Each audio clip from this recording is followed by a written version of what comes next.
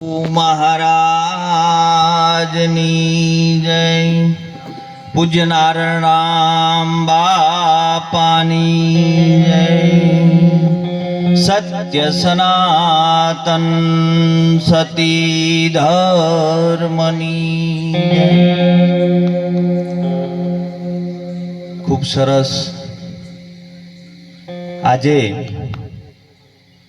परम पूज्य ब्रह्मनिष्ठ ब्रह्म क्षोत्रिय ब्रह्म सुशील ब्रह्मवेत्ता एवा सद्गुरु श्री नारायण बापानी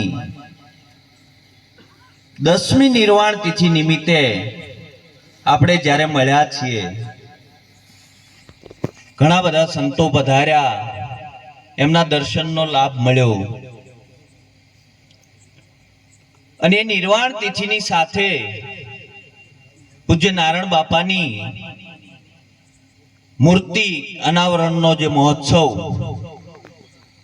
अने जे गामनी अंदर शोभा यात्रा निकली अने मूर्ति नु अनावरण थयुं એટલે खूब धन्य भागी छीए अमे के ये प्रसंगना अमे साक्षी बन्या।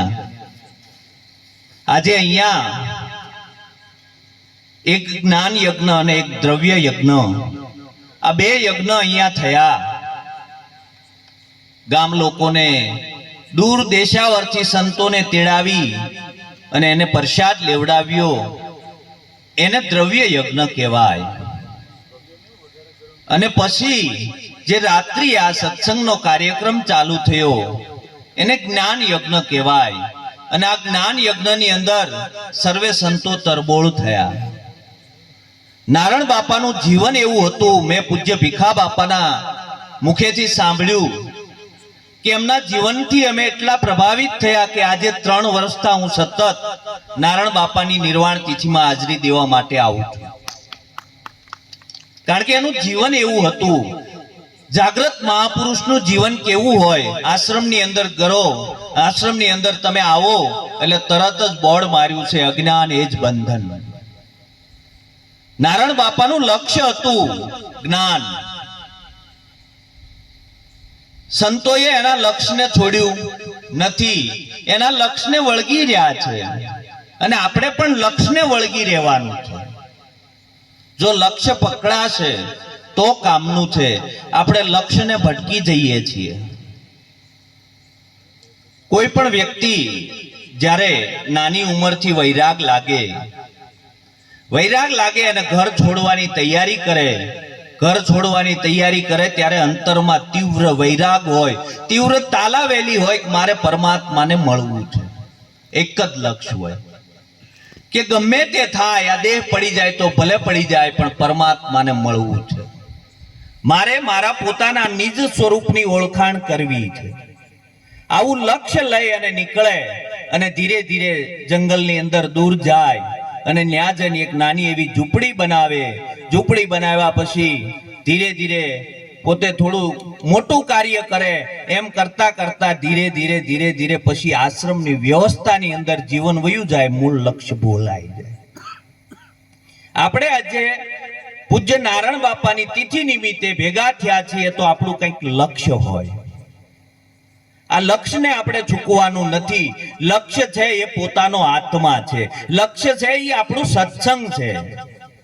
बाकी आ बधी व्यवस्था तो थवानी छे, आखुं जगत करे छे। जो व्यवस्था में आपणुं जीवन रही जशे तो मूल लक्ष्य भूलाई जशे। आवा जागृत महापुरुषो, आवा सत्पुरुषो, आवा पुरुषो जगतनी अंदर क्यारेक क्यारेक बने छे, क्यारेक क्यारेक आवे छे आ जगतनी अंदर। नारायण बापा जेवा सत्पुरुषो आ जगतनी अंदर क्यारेक आपणने मळ्या छे ने एने जे आपणने ज्ञान आप्युं छे ए ज्ञान छे ए आपणुं लक्ष्य छे ने ई लक्ष्य चूकावવું ना જોઈએ। जो ये लक्ष्य चुकाई जाए तो आपणी गाड़ी क्यांक फंटाई जाए। अने जो गाड़ी फंटाई गई तो आव्यो पण जाण्यो नहीं मानव तननो मरम। शेर लोटने कारणे कोटिक बांध्या करम। कारण के अनेक कर्मो बांधीने पाछा आपणे जवाना छीए, मूल लक्ष्य ने भूल्या तो। एक बापू हता अने पोते घर छोड़ी अने निकळ्या। નીકળી અને એક ગામના પાદરની અંદર એમણે આશ્રમ બનાવ્યો.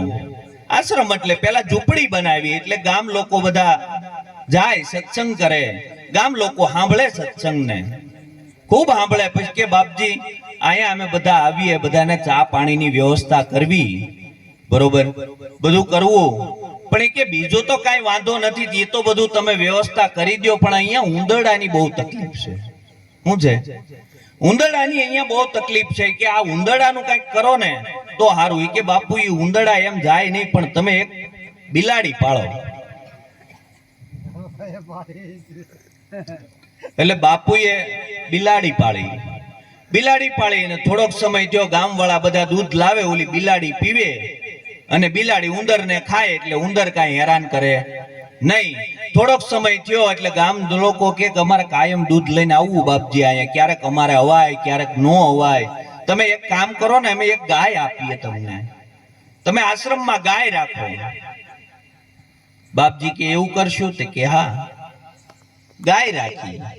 હવે ગાયને દોવા માટે ગામ લોકો દરરોજ ભક્તો આવે અને ગાયને દોવે, અને ગાય દોવે એટલે પેલી બિલાડીને પાય, બિલાડી પાછા ઉંદરને મારે, એટલે આ પાછું ચક્ર હાલ્યું.